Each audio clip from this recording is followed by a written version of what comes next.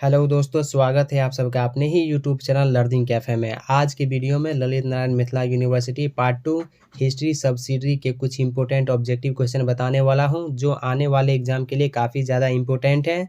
ये history subsidiary का second video है। फर्स्ट वीडियो का लिंक डिस्क्रिप्शन में दे दिया हूँ, या चैनल के प्लेलिस्ट में जाके आप वो वीडियो देख लीजिएगा। अगर आप चैनल पर पहली बार है तो सब्सक्राइब करने के साथ साथ नोटिफिकेशन बेल को दबा के ऑल पे क्लिक कीजिए, ताकि आने वाले वीडियो का नोटिफिकेशन सबसे पहले आप तक पहुँचे। तो चलिए क्वेश्चन की तरफ बढ़ते हैं।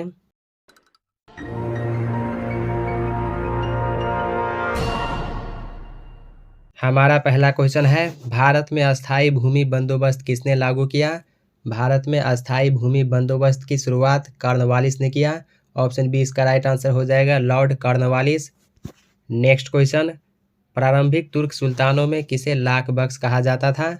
तो लाख बख्श के नाम से कुतुबुद्दीन ऐबक को जाना जाता है। ऑप्शन ए राइट आंसर हो जाएगा, कुतुबुद्दीन ऐबक। गुलाम वंश की स्थापना कुतुबुद्दीन ऐबक के द्वारा किया गया था, या दिल्ली सल्तनत की स्थापना कुतुबुद्दीन ऐबक के द्वारा किया गया था? दिल्ली सल्तनत या गुलाम वंश की राजधानी अगर आपसे पूछे तो गुलाम वंश की प्रथम राजधानी लाहौर। भारत का प्रथम मुस्लिम वंश गुलाम वंश था।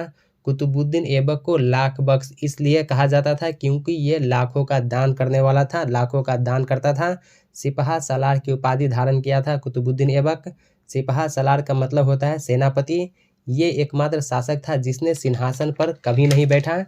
कुव्वत उल इस्लाम मस्जिद का निर्माण अगर आपसे पूछे किसने किया था, तो कुव्वत उल मस्जिद का निर्माण दिल्ली में कुतुबुद्दीन ऐबक ने किया था। 2.5 दिन का झोपड़ा का निर्माण अजमेर में, ये भी एक मस्जिद था। 2.5 दिन का झोपड़ा का निर्माण अजमेर में कुतुबुद्दीन ऐबक नहीं किया था। 1199 ईस्वी में कुतुबुद्दीन ऐबक ने अपने गुरु कुतुबुद्दीन बख्तियार अलकाकी के नाम पर कुतुब मीनार की नींव रखी, जिसे 1229 ईस्वी में इल्तुतमिश ने कंप्लीट करवाया। नेक्स्ट क्वेश्चन, सैयद वंश का संस्थापक कौन था? सैयद वंश की स्थापना खिज्र खान के द्वारा 1414 ईस्वी में किया गया था। तो ऑप्शन ए इसका राइट आंसर हो जाएगा, सैयद वंश की स्थापना खिज्र खान के द्वारा 1414 ईस्वी में किया गया था। सैयद वंश भारत का प्रथम शिया वंश था। क्वेश्चन नंबर 4, बाबर का जन्म कब हुआ था? तो बाबर का जन्म 14 फरवरी 1483 ईस्वी को हुआ था। ऑप्शन ए इसका राइट आंसर हो जाएगा, बाबर का जन्म 14 फरवरी 1483 को फरगना उज़्बेगना तुर्की में हुआ था।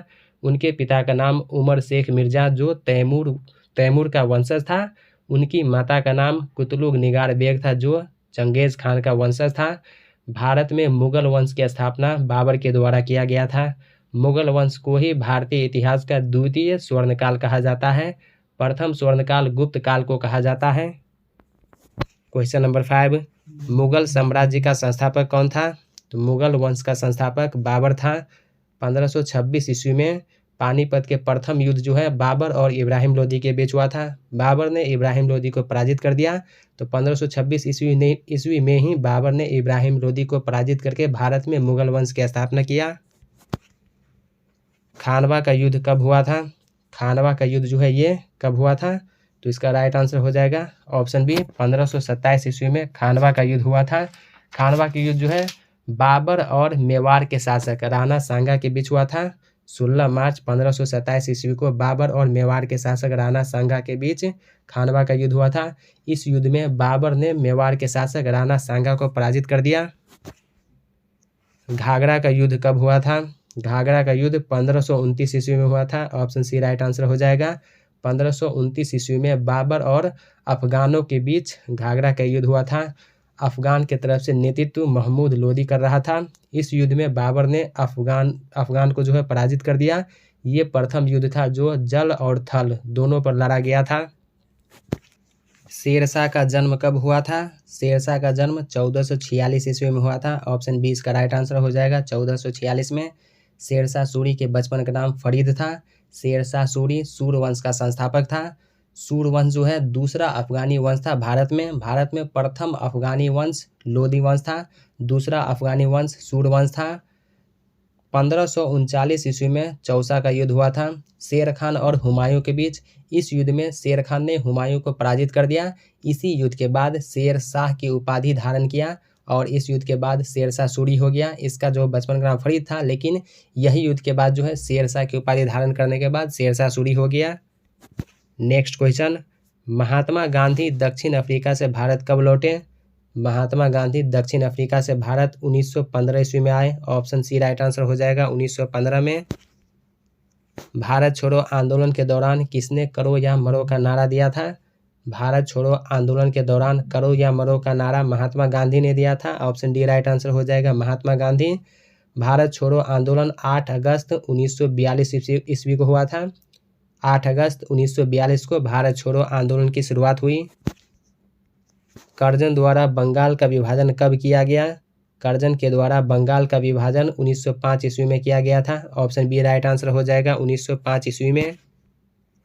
चौरी चौरा की घटना संबंधित थी। चौरी चौरा की घटना असहयोग आंदोलन से संबंधित थी। ऑप्शन बी हो जाएगा, असहयोग आंदोलन। ये घटना 4 अप्रैल 1922 ईस्वी को हुआ था। सत्यार्थ प्रकाश के लेखक कौन हैं? सत्यार्थ प्रकाश के लेखक दयानंद सरस्वती हैं। ऑप्शन डी हो जाएगा, दयानंद सरस्वती। दोस्तों, ये हिस्ट्री सब्सिडरी का दूसरा वीडियो है। पहला वीडियो में इंपॉर्टेंट ऑब्जेक्टिव क्वेश्चन बताया हूँ।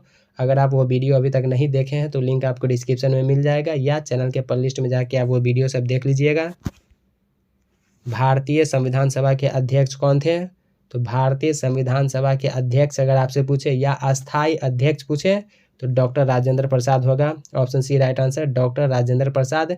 भारतीय संविधान सभा की पहली बैठक 9 दिसंबर 1946 ईस्वी को हुआ था। तो पहली बैठक में अस्थायी अध्यक्ष डॉक्टर सच्चिदानंद सिन्हा को बनाया गया था। सेकेंड जो दूसरी बैठक हुआ था 11 दिसंबर को, तो इसमें अस्थायी अध्यक्ष राजेंद्र प्रसाद को बनाया गया था। अगर आपसे अस्थायी अध्यक्ष के बारे में पूछे कि भारतीय संविधान सभा के अस्थायी अध्यक्ष कौन थे, तो डॉक्टर सच्चिदानंद सिन्हा होगा। अस्थायी अध्यक्ष पूछे तो राजेंद्र प्रसाद। गांधी जी ने नमक सत्याग्रह कब शुरू किया? गांधी जी ने नमक सत्याग्रह 12 मार्च 1930 ईस्वी को शुरू किया। ब्रिटिश सरकार द्वारा साइमन कमीशन की घोषणा की गई थी। ब्रिटिश सरकार के द्वारा साइमन कमीशन की घोषणा 8 नवंबर 1927 ईस्वी को की गई थी। ऑप्शन बी हो जाएगा, 8 नवंबर 1927। दांडी मार्च के साथ किस आंदोलन का आरंभ हुआ था? दांडी मार्च के साथ सविनय अवज्ञा आंदोलन की शुरुआत हुआ। ऑप्शन बी हो जाएगा, सविनय अवज्ञा आंदोलन की शुरुआत दांडी मार्च के साथ हुआ। धन निष्कासन का सिद्धांत किसने प्रतिपादित किया? धन निष्कासन का सिद्धांत दादा भाई नौरोजी के द्वारा प्रतिपादित किया गया था। ऑप्शन ए हो जाएगा, दादा भाई नौरोजी। दोस्तों, इससे पहले पिछले वाले वीडियो में हिस्ट्री सब्सिडरी के अलावा जैसे political science, geography, economics, psychology, इस सब का इंपॉर्टेंट ऑब्जेक्टिव क्वेश्चन बताया हूँ। इसके अलावा लैंग्वेज पेपर जैसे 50 मार्क्स हिंदी, 100 मार्क्स हिंदी, इस सब का भी इंपॉर्टेंट ऑब्जेक्टिव क्वेश्चन बताया हूँ। लिंक आपको डिस्क्रिप्शन में मिल जाएगा, या चैनल के प्लेलिस्ट में जाके अपने सब्सिडरी पेपर, अपने लैंग्वेज पेपर का इंपॉर्टेंट ऑब्जेक्टिव क्वेश्चन देख लीजिएगा। सर्वप्रथम किसने पाकिस्तान शब्द का व्यवहार किया था? तो सबसे पहले पाकिस्तान शब्द का व्यवहार रहमत अली के द्वारा किया गया था। ऑप्शन ए होगा, रहमत अली। मुस्लिम लीग का निर्माण कब और कहाँ हुआ था? मुस्लिम लीग का निर्माण 1906 ईस्वी में ढाका में हुआ था। तो इसका राइट आंसर ऑप्शन बी हो जाएगा, 1906 ईस्वी में ढाका में। काल कोठरी की घटना संबंधित थी। काल कोठरी की घटना जो है प्लासी के युद्ध से संबंधित थी। ऑप्शन सी इसका राइट आंसर हो जाएगा, प्लासी के युद्ध से। प्लासी के युद्ध के बारे में अगर आपसे पूछे कि ये युद्ध कब हुआ था, तो 23 जून 1757 ईस्वी को बंगाल के नवाब सिराजुद्दौला और अंग्रेजी सेना का जो नेतृत्व है रॉबर्ट क्लाइव कर रहा था। तो रॉबर्ट क्लाइव और सिराजुद्दौला के बीच हुआ था। इस युद्ध में रॉबर्ट क्लाइव ने सिराजुद्दौला को पराजित कर दिया। स्वराज मेरा जन्मसिद्ध अधिकार है किसने कहा था? बाल गंगाधर तिलक ने कहा था स्वराज मेरा जन्मसिद्ध अधिकार है और मैं इसे लेकर रहूँगा।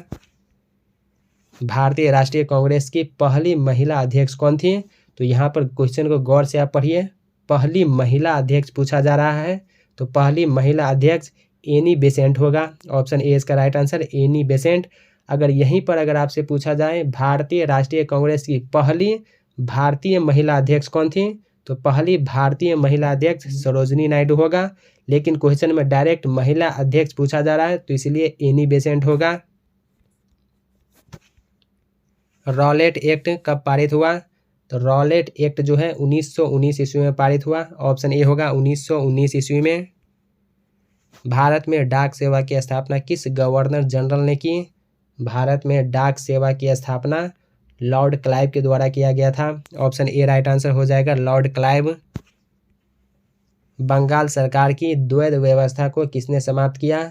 बंगाल सरकार की द्वैध व्यवस्था को वॉरेन हेस्टिंग ने समाप्त किया। ऑप्शन डी राइट आंसर हो जाएगा, वॉरेन हेस्टिंग। लेकिन द्वैध व्यवस्था को लागू किसने किया था? तो रॉबर्ट क्लाइव। क्लाइव जो है लागू किया था और वॉरेन हेस्टिंग जो है ये समाप्त कर दिया। बारदोली सत्याग्रह का नेता कौन था? बारदोली सत्याग्रह का नेता सरदार वल्लभ भाई पटेल था। ऑप्शन सी हो जाएगा, सरदार वल्लभ भाई पटेल। दोस्तों, अगर आप ये क्वेश्चन का जो PDF लेना चाहते हैं तो डिस्क्रिप्शन में टेलीग्राम का लिंक है, टेलीग्राम ज्वाइन करके आप इस PDF को डाउनलोड कर लीजिएगा। साबरमती आश्रम कहाँ पर अवस्थित है? साबरमती आश्रम अहमदाबाद में अवस्थित है। ऑप्शन सी हो जाएगा, अहमदाबाद। भारतीय राष्ट्रीय कांग्रेस के किस अधिवेशन में भारत की पूर्ण स्वतंत्रता का प्रस्ताव पारित किया गया था? लाहौर अधिवेशन में। ऑप्शन सी राइट आंसर हो जाएगा। अगर आपसे पूछे भारतीय राष्ट्रीय कांग्रेस की स्थापना कब हुआ था, तो भारतीय राष्ट्रीय कांग्रेस की स्थापना 28 दिसंबर 1885 ईस्वी को किया गया था। इसके संस्थापक A.O. ह्यूम थे। प्रथम अधिवेशन गोकुलदास तेजपाल संस्कृत कॉलेज बम्बई में हुआ था, जिसमें 72 प्रतिनिधियों ने भाग लिया था।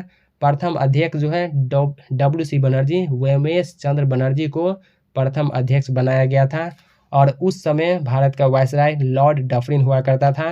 प्रथम सचिव अगर आपसे पूछे तो प्रथम सचिव A.O. ह्यूम था। लेकिन क्वेश्चन में है भारतीय राष्ट्रीय कांग्रेस के किस अधिवेशन में भारत की पूर्ण स्वतंत्रता का प्रस्ताव पारित किया गया? तो लाहौर अधिवेशन में। ऑप्शन इसका सी होगा, जो 1929 ईस्वी में हुआ था। 1929 ईस्वी में जो लाहौर का अधिवेशन हुआ था उसकी अध्यक्षता जवाहरलाल नेहरू के द्वारा किया गया था। जवाहरलाल नेहरू के द्वारा पूर्ण स्वराज को राष्ट्रीय लक्ष्य घोषित किया गया था।